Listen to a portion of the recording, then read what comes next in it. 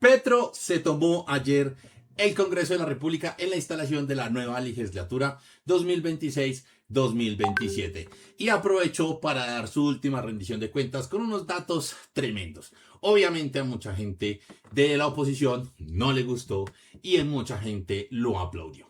El hecho es que ayer Petro salió por la puerta grande con datos muy importantes y nos tiró unos factos maravillosos que los vamos a ver aquí porque me levanté la presentación que utilizó el presidente durante toda su exposición en el Senado de la República. Entonces, arranquemos. Primero, dato de pobreza. En esto le trabajó durísimo el presidente durante la presentación y básicamente le contó al país que la pobreza bajó de un 43% a un 28%.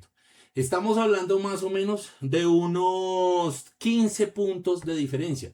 Piense usted qué significa 15 puntos de diferencia en 50 millones de habitantes. Pues estamos hablando de 7 millones de personas que desde el pico más alto que es la pandemia a hoy han salido de la pobreza. De esas, más o menos un 8 o 9% fueron durante el gobierno de Petro. Estamos hablando de alrededor de 4 millones y medio de personas que salen de la pobreza. Eso, hermano, eso es un logro brutal. O sea, no podemos de ninguna forma desconocer que sacar 4 millones y medio de la pobreza no es una cosa ni fácil ni rápida y que además es, digamos que yo creo que nunca había pasado en el país a esta velocidad. El país sí viene en un proceso de reducción de la pobreza, eso es real. Inclusive usted puede mirar los datos desde mucho antes, desde 1990, y se viene reduciendo la pobreza, pues porque en general el país se ha vuelto más rico.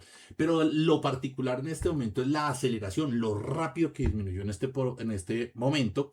Y pues obviamente eso pues nos da muy buenos indicadores que se tomaron las decisiones correctas para este indicador. También es muy relevante que la pobreza haya descendido rápidamente en las cabeceras municipales y rural disperso, o sea, en el campo. Porque normalmente la pobreza disminuyera en las ciudades, porque la riqueza se concentra en las ciudades. Pero ahora que disminuya también aceleradamente en el campo, pues quiere decir que hay un ejercicio de equidad. Quiere decir que eso es una muestra que el Estado se volcó hacia el campo y en realidad logró hacer unos cambios profundos que inciden en la riqueza de las personas en el campo que siempre han sido los más abandonados, principalmente campesinos, indígenas y comunidades afro. Ese dato lo complementó a mi forma de ver con otro incluso mucho más potente que es el de la pobreza extrema. Y Petro lo dijo y sus palabras fueron que es vergonzante para cualquier sociedad moderna tener pobreza extrema. Porque la pobreza extrema es el abandono máximo del Estado. La pobreza extrema es personas que ni siquiera alcanzan a conseguir lo mínimo para comer. Acuérdense que la pobreza monetaria es alcanzar, aunque sea con los ingresos mensuales, una canasta de servicios básicos que incluye alimentación, pero también vestuario, alojamiento, otros elementos. Pero en la pobreza extrema es solamente alcanzar el nivel de alimentos básicos para supervivir, para no morirse de hambre.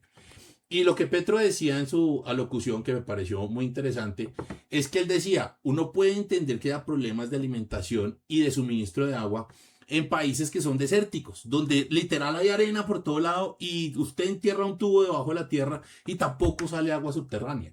Pero en un país como Colombia, que es una de las potencias hídricas del planeta Tierra, donde básicamente usted tira una pepa de cualquier cosa en el piso en Colombia y sale un árbol, es prácticamente criminal que alguien muera de hambre. Entonces, la reducción de la pobreza monetaria extrema, que alcanzó su pico más alto en la pandemia, 17% durante el gobierno de Duque, cae al 9.6%. O sea, estamos hablando que más o menos estaban unos 8 millones de personas en pobreza extrema y hoy quedan más o menos 4 millones y medio de personas. Sin embargo, el mismo Petro hace el autorreconocimiento y la autocrítica de decir el país tiene que continuar en la senda de disminución de la pobreza extrema porque es indignante, es inaceptable, es vergonzoso que un país tenga gente que se muera de hambre, en especial un país donde usted prácticamente podría conseguir agua y algo de comer en cualquier lado, salvo en unos casos, digamos, como en la Alta Guajira, usted prácticamente tiene suministros donde quiera en el país. El siguiente elemento que presentó Petro fue el del coeficiente de Gini, que me parece también muy potente, porque el coeficiente de Gini es particularmente un indicador muy difícil de mover. Si ustedes miran la historia, lo que está mostrando el gráfico es que el índice de Gini ha estado en 0,54, bajó a 0,51 y subió a 0,56. Son movimientos, digamos, inclusive muy cercanos, ¿cierto? Y si ustedes miran por allá el índice de Gini calculado en 1980 para Colombia, era exactamente el mismo. Inclusive era un poquito mejor. O sea, el país se ha vuelto más desigual en la medida que ha crecido, que ha ido evolucionando y se ha ido enriqueciendo. ¿Qué quiere decir eso? Pues que se ha enriquecido más rápido la gente rica que lo que gana en riqueza la gente pobre. La distancia aumenta. Entonces este gobierno logra cerrar un poco el índice de Gini, baja del 0,56 al 0,53. Es una tarea súper dura, en especial solamente en 4 años, porque el índice de Gini implica no solamente que la gente se enriquezca, sino que los pobres se enriquezcan más rápido que los ricos. O sea, usted necesita un sistema de redistribución muy fuerte para poder mover realmente el índice de Gini. Yo creo que los dos grandes ejercicios de redistribución que logró hacer Petro en este gobierno fueron, uno, la entrega de tierras, pues porque por supuesto usted vuelve gente que no tiene nada, las convierte en propietarios, ¿cierto? Entonces eso ya es un primer avance en redistribución. Usted los vuelve capitalistas y ahora tienen un capital productivo. Y el segundo es el aumento del salario real, que ahorita vamos a ver la gráfica que él presentó. En ese aumento del salario real, pues usted lo que está haciendo es redistribuir un poco mejor la riqueza a nivel empresarial. Por lo tanto, hay un aumento o una reducción más bien de la distancia entre ricos y pobres que se puede ver con la caída acelerada del último periodo. Obviamente Colombia no pudo corregir el problema de la tributación desigual que tiene. El sistema tributario en Colombia no redistribuye riqueza como lo hacen la gran mayoría de países del mundo, que hay redistribución de la riqueza después de impuestos. En Colombia esa diferencia entre antes y después de impuestos es casi cero. Por lo tanto, este país necesita rápidamente una reforma tributaria que le jale a la redistribución de la riqueza. Y obviamente como a Petro le negaron pues todas las reformas tributarias, pues no lo pudo hacer. De hecho, ayer Petro presentó, el gobierno de Petro presentó una nueva reforma tributaria que se pone a discusión en el Congreso de la República. Sobre esa reforma tributaria vamos a estar mañana hablando en vivo aquí en el canal de YouTube a las 7 p.m. Entonces estén súper conectados para conectarse mañana sobre la nueva reforma tributaria que se presenta. Cómo hay que leerla desde la visión también de las personas que están ahora en el nuevo gobierno, que también tienen su propia visión tributaria. Y veremos si pasa de la primera, del primer pulso, que es la revisión en la comisión cuarta, o si se muere sin siquiera haber empezado sus debates. Ya veremos, es altamente riesgoso pues presentar una reforma tributaria de un gobierno saliente, muy probable que se hunda, pero pues ya veremos porque el pacto ahora tiene una presencia muy fuerte en el Congreso de la República, 67 congresistas, si no estoy mal, 27 senadores y 40 y pico representantes a la Cámara, por lo tanto hay con qué mover, digamos, proyectos de ley en este momento en el Congreso de la República. Que a propósito de eso, gana la presidencia del Senado el candidato del Centro Democrático apoyado por el Pacto Histórico. Mucha gente quedó como plop, o sea, ¿cómo así que el Centro Democrático y el Pacto Histórico haciendo acuerdos contra Abelardo de la Espriella? Pues hermano, así es la política, ya veremos que van a pasar muchas cosas hacia adelante. A mí también me queda un poco un interrogante que no he logrado resolverme y es por qué el pacto no presentó su propio candidato. Si alguno de ustedes tiene la respuesta, déjenlo en los comentarios. Con eso yo también aprendo sobre por qué se toman ciertas decisiones. Y esto pues obviamente se presenta como el primer revés del gobierno de Abelardo de la Espriella, que no logra tener la presidencia del Senado, cosa que históricamente siempre la tiene el presidente electo. Y pues es este momento de acercamiento entre los dos polos más extremos, en teoría, porque a mi forma de ver, Abelardo de la Espriella está mucho más a la ultraderecha de lo que puede haber estado el Centro Democrático, que es ultraderecha también. O sea, Abelardo de la Espriella podría ser como la re ultraderecha más extrema de todas. Y veremos si estos acuerdos entre el Centro Democrático y el Pacto se van a volver comunes o solamente fue una sola oportunidad que ocurrió aquí para un tema puntual. Lo que sí no creo que vaya a pasar es que converjan en algún momento las ideologías, porque las ideologías son muy diferentes. Pero una cosa son los acuerdos políticos y otra cosa es la teoría económica y política. Bueno, este siguiente gráfico que presenta el presidente está relacionado con el crecimiento de la clase media, que por primera vez supera el porcentaje de personas en pobreza. Entonces, cada una de las barritas es un año, siendo la primera la barrita azul 2021, la última 2024, y como ustedes pueden ver, hay un crecimiento en la clase media contra una reducción de los pobres. Entonces, alguna vez alguien por allá decía en un debate que aumentó la informalidad, cosa que es falsa. Lo hemos demostrado 20 veces que la informalidad en Colombia disminuyó. Pero eso lo dijeron para una noticia que nunca pudieron soportar y fue, digamos, como una manipulación de otros informes estadísticos donde decían que más personas están por debajo de un salario mínimo en Colombia. O sea, que sí disminuye el empleo, sí disminuye el desempleo, pero que esas personas que se emplean lo hacen con empleos por debajo del salario mínimo. Pues esta gráfica contradice esas ideas, porque esta gráfica nos está mostrando que los pobres están disminuyendo, las personas que están con bajos ingresos están disminuyendo y las personas de clase media están aumentando. Lo cual pues obviamente es muy positivo porque una economía sana es una economía donde hay una extensa clase media, ojalá una clase baja muy pequeña o inexistente y una distancia corta entre esa clase media y la clase más alta. Es lo que llamaríamos un estado mucho más equitativo. El presidente continuó su presentación hablando de la tasa de desempleo más baja del siglo, 8.1% que la alcanza en mayo del 2026. Como ustedes pueden ver la gráfica, el desempleo en la época de Uribe estaba en el 15% y comenzó a caer hasta que llegó en un nivel más o menos del 9% en el gobierno de Santos. O sea, sí hubo un proceso de activación económica durante todos esos gobiernos. Uribe 1, Uribe 2, Santos 1 y Santos 2. Y llega el periodo de Santos 2, comienza a deteriorarse el desempleo, o sea, aumenta el desempleo. Y llega la pandemia en el gobierno de Duque, donde ¡pum! Se dispara el desempleo y alcanza su máximo, uno de los máximos históricos por lo menos, y el más alto obviamente del siglo XXI, en el gobierno de Duque por obviamente la pandemia, más una pésima política monetaria, pésima política económica, a cargo del señor hoy vicepresidente José Manuel Restrepo, pues que obviamente llevó al país hasta el 43% de la pobreza durante ese gobierno. Y a partir del gobierno de Duque, pues vemos una caída acelerada del desempleo hasta los mínimos que mostró ayer el presidente. Obviamente, los del Centro Democrático y muchos de ultraderecha estaban que se mordían los codos. Y el senador Lidio García, presidente del Consejo, del presidente del Senado de la República que estaba presidiendo la sesión, pues no sabía ni dónde meterse porque miraba al presidente con una cara de que se lo quería tragar mientras el presidente solo daba resultados positivos de este gobierno. Luego habló que durante el gobierno subió el empleo y bajó el desempleo a niveles históricos. Entonces crea una gráfica cruzada entre el desempleo contra los millones de empleos creados, demostrando que el 2022 al 2026 se crearon 2.5 millones de empleos nuevos.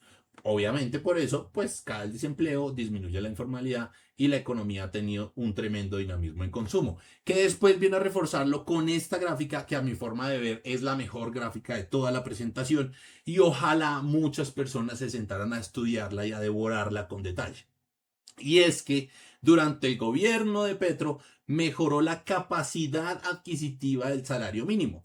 Entonces, el cuento con el salario mínimo, que tanto escándalo hicieron en enero y todo ese escándalo fue una mentira pura, como ya lo sabemos hoy en día, porque no se destruyó empleo, no se jodió la economía, no cerraron empresas, no se fueron los inversionistas, no se causó una inflación explosiva, o sea, fue pura mentira una detrás de la otra durante el aumento del salario mínimo. Esta gráfica que está aquí muestra particularmente que aumenta la capacidad adquisitiva. ¿Cómo lo calcula? Con lo que se llama el salario real, que es coger el salario mínimo actual y quitarle la inflación. Es tomar la variación del salario mínimo, que para este año fue de 26.7%, y quitarle la variación de la inflación, que es del 6% a hoy.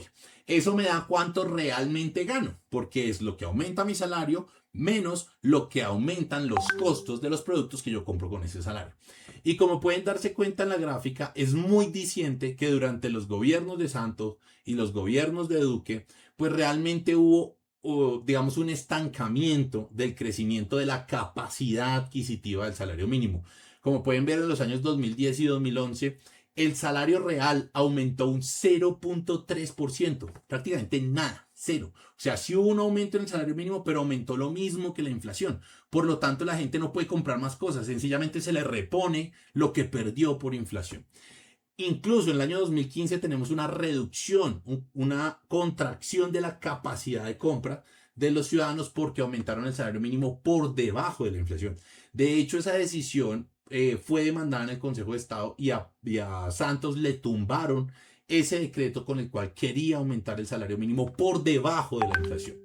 Y vemos que los aumentos son más o menos del 2% y en Duque hay datos negativos de una reducción de la capacidad real del salario mínimo en compra del 2.1% y el 3.1% que cae durante el gobierno. O sea, la gente se hizo más pobre. El salario alcanzaba para menos cosas durante ese gobierno. Y luego viene esta parte naranja de la gráfica donde vemos que en el gobierno de Petro la capacidad real del salario mínimo aumenta un 6.7% en el primer año, 6.9% en el segundo año, 4.4% en el tercer año y 17% para el año 2026. Yo creo que esta es la gráfica más clara de lo que significa una política social consciente para la mejora de los ingresos de los trabajadores, pero sobre todo una política económica seria que aumenta la capacidad de consumo de los hogares, cuánto pueden comprar los hogares, y eso lleva a un aumento de la demanda. Y si aumenta la demanda, si hay más deseo por productos y más capacidad de compra de esos productos, pues las empresas venden más. Y esa es la razón por la cual, subiendo el salario mínimo, ninguna empresa se quebró por el aumento del salario mínimo. No tenemos empresas abandonando masivamente sectores ni mercados por el aumento del salario mínimo. Porque es que si aumenta el salario mínimo, los hogares tienen más platica. Y si el hogar tiene más platica, pues las empresas venden más. Y si venden más, pues contratan más gente. Y eso se comienza a volver un círculo virtuoso en el que la economía va creciendo en la medida que usted aumenta los ingresos de la sociedad.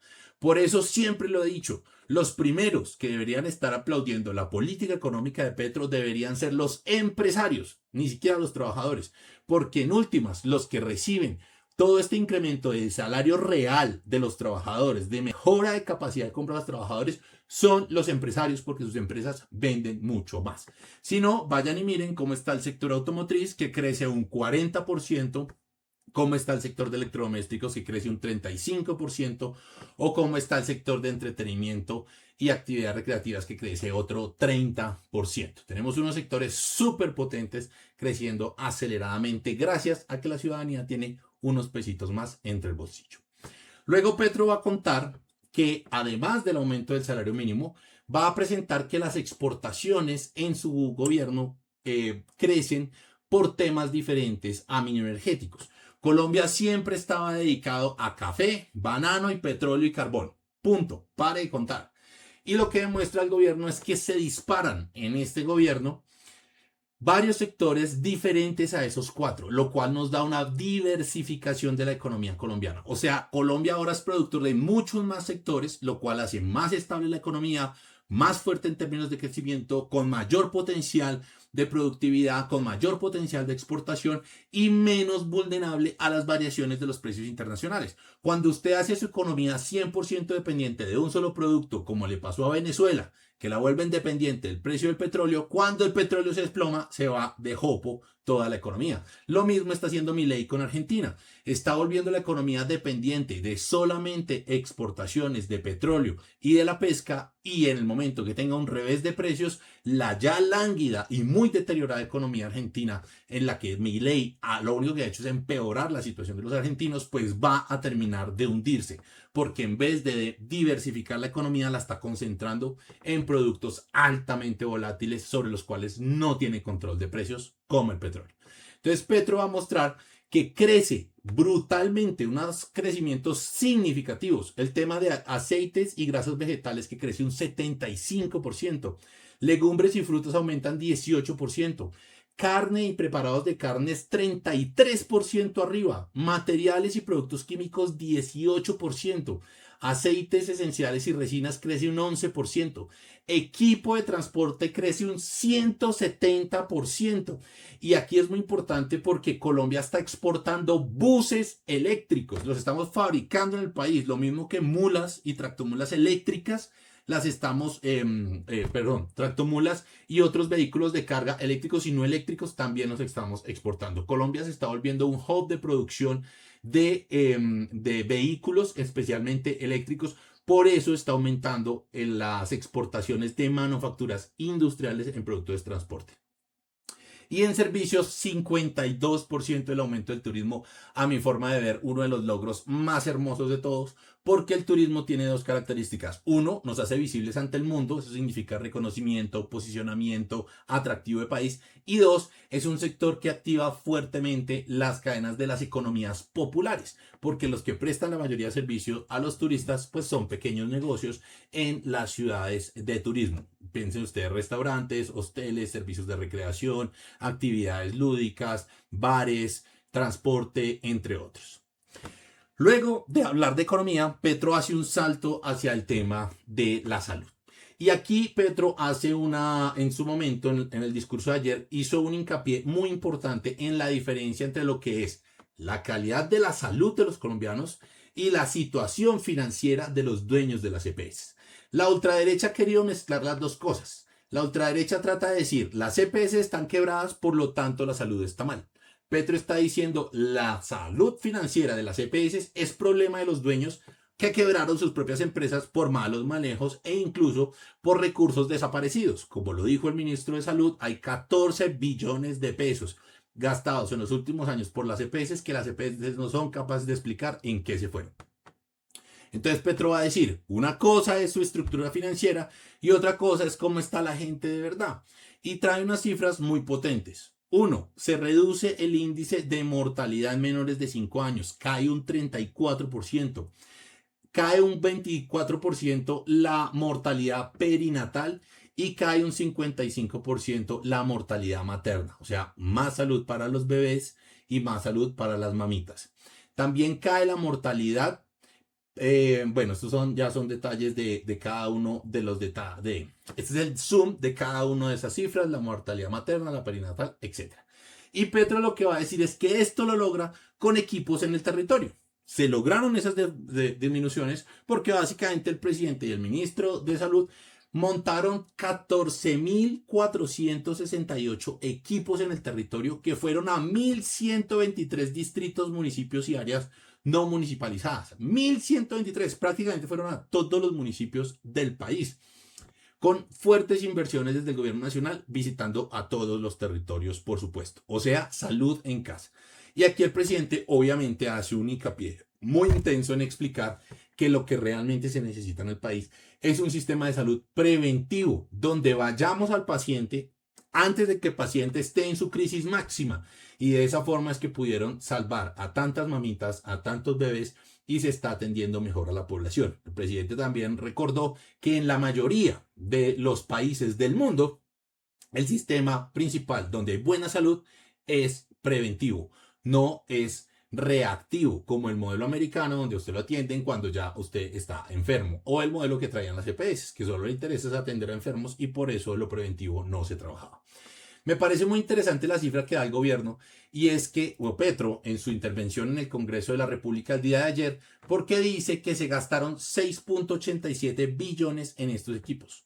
Piensen que las EPS se comen 100 billones al año. O sea que con un presupuesto apenas del 6% lograron reducir los indicadores. O sea que el problema del sistema de salud no es falta de plata, sino el problema es cómo se está utilizando esa plata, a qué se le está dando prioridad y si realmente la plata está llegando a servicios de salud a la gente o está llegando a esas EPS que se volvieron intermediarios financieros que no tienen interés realmente en darle salud a las personas, sino en mirar cómo se apropian de recursos públicos, como ya se ha demostrado en múltiples espacios y en todas las noticias que ustedes pueden encontrar por ahí.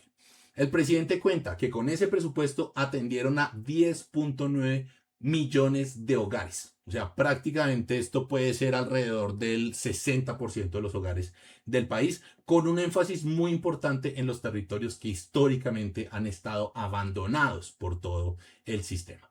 El presidente presentó también la foto del buque Bencos Biojó, que es el hospital buque que se construyó por la Armada de Colombia en Cotecmar. Es un buque 100% fabricado en Colombia. Esto se llama Industria Nacional de Punta. Estamos fabricando barcos en Colombia.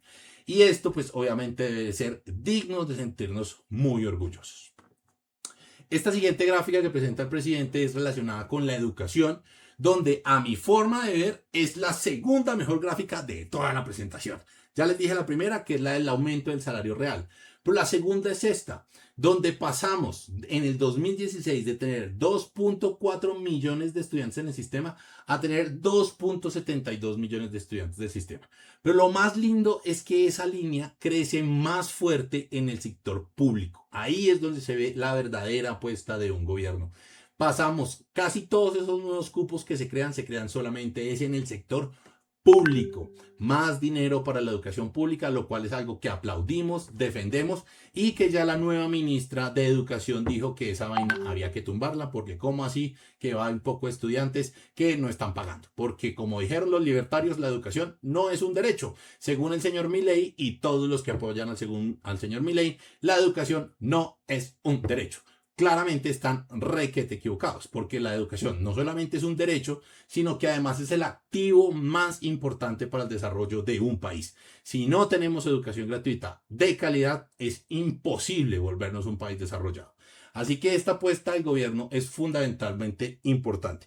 Y me llama mucho la atención que la matrícula en la educación privada no cae, lo cual tumba otro mito, y es que si hay educación pública, se deteriora la calidad privada o pierde la privada. Resulta que no.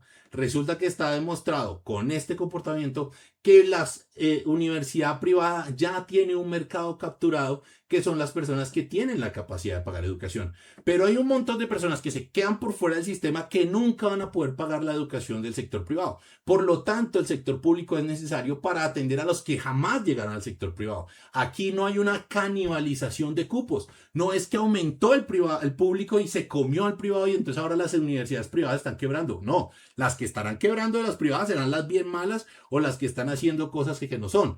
Pero en realidad la cantidad de estudiantes en universidad privada no se modificó, se mantuvo constante durante todo. De hecho, creció.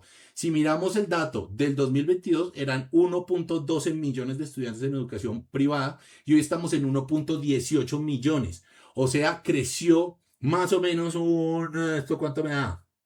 Esto me da como un 5% de crecimiento de la matrícula en educación privada. Pero aumenta mucho más, casi un 20%, la matrícula en la educación pública. Conclusión, la educación pública es necesaria, es la solución para los que no pueden pagar una educación privada, es absolutamente vital para el desarrollo y no canibaliza a la educación privada.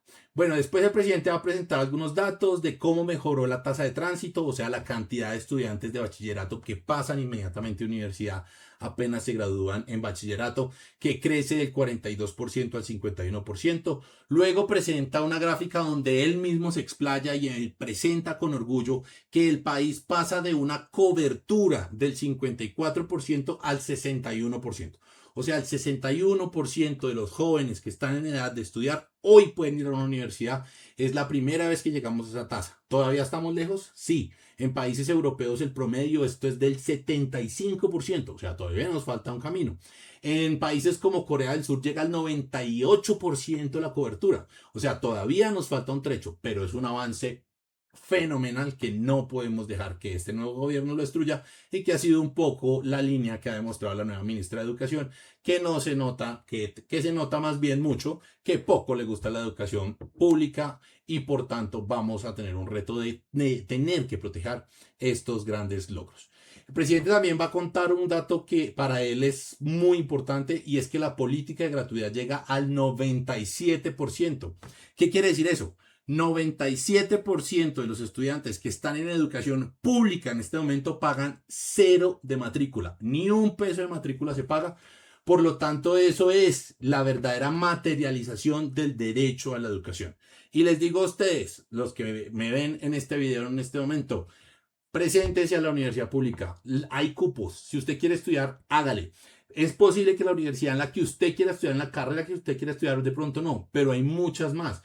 Tengo amigos que, por ejemplo, se presentaron a la Nacional para Medicina, no pasaron por falta de cupos, pero se presentaron a Medicina en otras ciudades y pasaron a universidades públicas y están estudiando como médicos, preparándose para médicos sin pagar un solo peso de matrícula. Acuérdese que hay universidades públicas por todo el país y usted puede presentarse en la que quiera.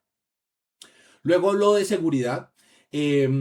Hizo también un hincapié muy fuerte en el aumento del salario de los policías, las policías y los militares, los soldados en general, donde en el gobierno de Uribe les pagaban 62.000 pesos mensuales. En el gobierno de Santos terminaron en 239.000 pesos mensuales. En el gobierno de Duque llegaron a 300.000 pesos mensuales. Y en el gobierno de Petro, los soldados y policías llegan a 1.750.000 pesos de salario mensual. Y él dice una frase que me impactó mucho y es que si usted pone a los militares a aguantar hambre y a los policías a aguantar hambre en condiciones de miseria, casi de esclavitud, porque usted tener a alguien que le ponga el pecho a las balas en el monte todo el santo día, en las peores condiciones, aguantando hambre y pagándole 60.000 pesos, eso es una condición de esclavitud. Petro lo que va a decir es que con esclavos no se ganan las guerras, que no se puede ganar una guerra con salarios de hambre para las personas. Y yo creo que esto es una transformación brutal, porque tuvo que llegar un gobierno de izquierda para que realmente se reconociera una dignidad mínima, porque ni siquiera estamos hablando de una transformación enorme, es una dignidad mínima para los policías y los soldados. Luego va a mostrar un gráfico que me parece también muy interesante y es que demuestra que no hay un aumento de los homicidios en Colombia, por lo tanto no hay una crisis de seguridad como la que quisieron vender y lograron vender y por eso ganaron las elecciones, porque al final la gente se comió el cuento muy malo de que Colombia estaba en una crisis de seguridad y Petro demuestra una gráfica. Yo honestamente me pregunto por qué no le hicieron más fuerza a estas gráficas durante campaña. Esto también es un llamado de feedback para el gobierno, para Petro, para el partido, de que está muy bien esta lectura de resultados, pero esto debió haberse hecho durante la campaña, para que pudiéramos haber desmentido a tiempo la cantidad de mentiras tan salvajes que montaron durante toda la campaña. Y hoy los colombianos pues, tenemos un gobierno que realmente promete ser poco halagador para el futuro de todos nosotros. De verdad, como lo he dicho en varios momentos, espero estar profundamente equivocado y que este sea un buen gobierno. No porque me interese tenga una simpatía con esas personas que hoy vienen al gobierno, sino porque si les va mal, nos joden a todos. Y por lo tanto, tengo por necesidad que desearles lo mejor, porque si no, va a ser un problema para los colombianos. Entonces, Petro va a demostrar en esta gráfica que no está la tal crisis de seguridad, que se mantiene el nivel de homicidios que viene desde el gobierno de Duque. Y lo que sí logra demostrar en el gráfico es que fue en el gobierno de Duque cuando se volvieron a disparar los homicidios que Santos logró disminuir con el proceso de paz. O sea, las gráficas nos demuestran claramente, sin lugar a dudas, matemáticamente soportados, que el proceso de paz ayudó a la reducción de los homicidios. Y apenas comenzó el proceso de destrucción del proceso de paz, como dijeron el gobierno de Duque y todas las personas que estuvieron en ese gobierno, que hicieron trizas la paz, volvió a aumentar el homicidio. O sea, hay una correlación directa entre la visión guerrerista y el aumento del homicidio y una relación directa entre la visión de la paz y la disminución de los homicidios. Conclusión, no existe una cosa como la violencia que pacifica. Si el gobierno decide destruir los procesos de paz y aumentar la violencia en los territorios, lo único que va a crear es más muertos, no más paz. Si usted quiere crear la paz, hay que sentarse a dialogar y creer que solamente a través de la salida negociada es posible, como lo han demostrado todos los conflictos del mundo. Salvo un par de casos puntuales, la gran mayoría de conflictos armados del mundo han terminado con procesos de negociaciones de paz, no con rendición absoluta del enemigo, porque eso, cuando se dio, es porque llevó a una masacre, a una aniquilación total del contendor, y pues no podemos soportar o aceptar que en Colombia se promueva un genocidio. La siguiente gráfica que presenta al presidente, que él mismo reconoce que la vio, la encontró, la construyó hace apenas 5 días, vuelvo y hago la crítica, ¿cómo es que esto no salió en campaña? es que es una gráfica relacionada con las denuncias por hurto por cada 100.000 habitantes en el país. Y lo que va a mostrar el presidente es que rápidamente durante su gobierno caen las denuncias por hurto. Caen las denuncias por hurto aceleradamente desde el 2022 hasta el 2026. El hurto es particularmente un delito, digamos, es muy relevante este delito porque afecta a la gran mayoría de las personas. Es el delito más común, el hurto de algo, de un celular, de una vivienda, de un carro, etcétera. Por lo tanto, su disminución es bastante, digamos, importante para la ciudadanía en general, pero sobre todo lo que explica Petro, y me parece interesante el análisis que él hace, es que hay que reconocer que ese cambio del hurto que se da viene de un gran aumento del hurto durante la pandemia y los años después de la pandemia. Lo que Petro va a explicar es que hay una correlación entre el aumento de la pobreza, entre la disminución del salario real y el aumento del hurto, con lo que demuestra que la seguridad no es un tema de policía, no es un tema de más militares. La seguridad va a venir siendo un tema de política social. Si usted quiere disminuir el hurto, si usted quiere disminuir la violencia en un territorio, si usted quiere disminuir las malas condiciones de seguridad de un territorio, usted lo que tiene que aumentar es la riqueza de los hogares, las oportunidades, la educación gratuita para los jóvenes e integrar a todas las sociedades en procesos democráticos, participativos y dentro de la política del amor. Esto sigue reforzando la idea que a punta de bala no van a corregir los problemas de seguridad del país. Se corrigen a punta de la transformación y de la implementación real de un Estado social de derecho. Luego, en esta diapositiva, el presidente va a presentar los avances de la lucha contra el problema de las drogas. Y lo que va a demostrar es el aumento significativo de la incautación de cocaína por parte del gobierno. Una de las cosas que han dicho, inclusive lo dijo Alex Char, el alcalde de Barranquilla, y lo dijeron otros políticos, y es que el gobierno solo estaba incautando más cocaína porque había más producción de cocaína. O sea, no es que fuera un logro, sino que se explotó el crecimiento de la cocaína en Colombia, lo cual el presidente va a demostrar en las siguientes dos gráficas, me voy a saltar aquí un par, que es una mentira, porque realmente el aumento de los cultivos de droga se dio durante el gobierno de Duque, no durante el gobierno de Petro, como también dijeron mentiras una detrás de la otra. El presidente presenta ayer en el Congreso de la República que para el 2020, que es en el segundo año donde Duque estaba en el gobierno, había 143.000 hectáreas cultivadas de coca.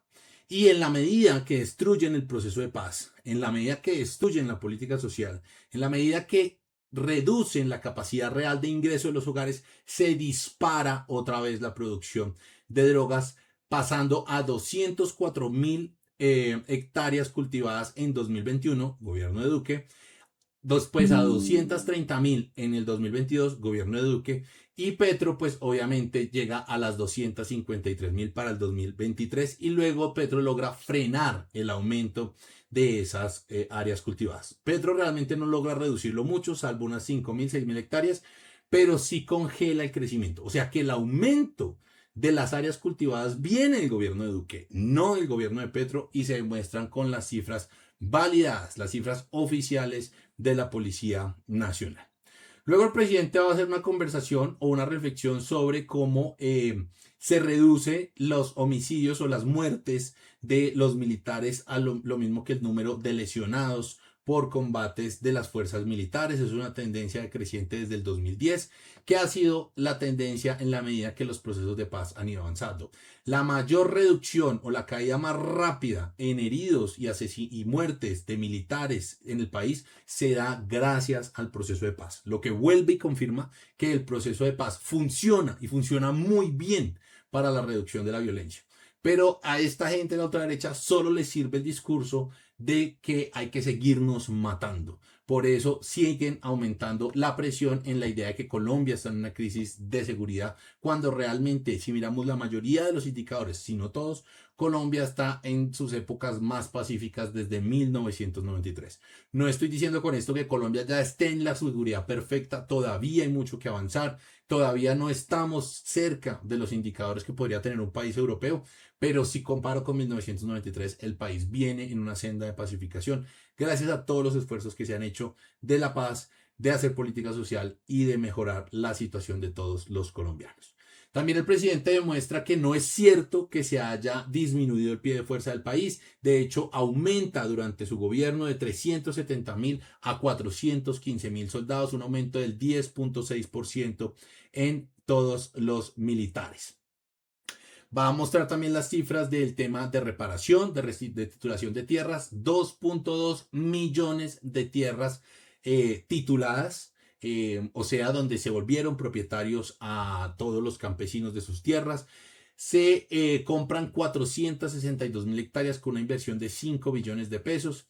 La agricultura también crece gracias a esto. Si usted le entrega tierra a los campesinos, a los que saben cuidar la tierra, a los que saben cultivar, pues es natural que a usted se le crezca la cantidad de área cultivada y por lo tanto hay un crecimiento muy importante de la agricultura, llegando a participar un 11% del todo el PIB, cuando era del 5.9% en el 2013 y Petro lo recibió en el 9.8%. O sea, tenemos un crecimiento real de la agricultura como participación.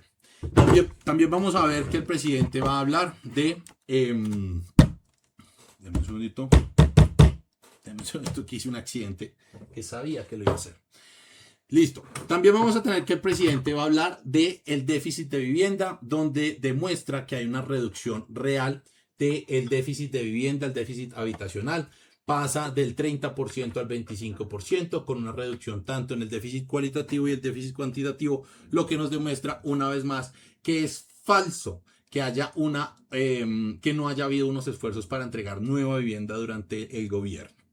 Y con la diapositiva que el presidente va a cerrar su intervención del día de ayer en el Congreso de la República, es una diapositiva relacionada con el aumento de la capacidad instalada energética del país. Y ojo al dato, Colombia llega, gracias a las iniciativas de energía solar y energía eólica, a un 74% de su matriz eléctrica producidas con energías limpias. 74% de toda la electricidad que consume y que produce el país hoy sale de agua, viento o sol, no del petróleo. Esto es un avance fundamental en soberanía energética, en soberanía ambiental, en cuidado del medio ambiente y en participar en el proceso de garantizar la sostenibilidad de la vida humana en la Tierra. En general, creo que el balance del presidente es muy importante. Eligió, obviamente, por temas de tiempo, unos temas puntuales sobre los cuales referirse. Creo que aprovechó muy bien el tiempo en el Congreso de la República. Obviamente, a los senadores de oposición no les cayó ni 5 de gracia que el presidente hubiera tomado su espacio dentro de la instalación del Senado para un proceso de rendición de cuentas, pero está en su derecho, por eso es el presidente de la República y esa es su tarea, contarle a los colombianos qué hizo durante su gobierno. Si te gustó lo que vimos de la presentación del presidente, deja tus comentarios aquí en este video. Ayúdanos a compartir y dale un like si les gusta el contenido y no olviden seguirme en mi cuenta, Carlos G. Fajardo. Todos los días a las 7 de la noche también nos encontramos en los en vivos. Hoy vamos a tener uno en particular muy interesante sobre casos locos de los sistemas pensionales, del sistema pensional en Colombia, donde vamos a revisar esas particularidades de por qué tiene que cambiarse el sistema pensional en este país, que básicamente está hecho para defraudar al Estado. Vamos a contarles muchas más cositas y síganme, soy Carlos G. Fajardo, espero que les guste muchísimo este trabajo que estamos haciendo para construir un país con ideas, con datos, sin dejarnos meter los dedos a la boca, porque creemos que Colombia puede ser una potencia mundial basada en los derechos fundamentales. Gracias a todos. Un abrazo.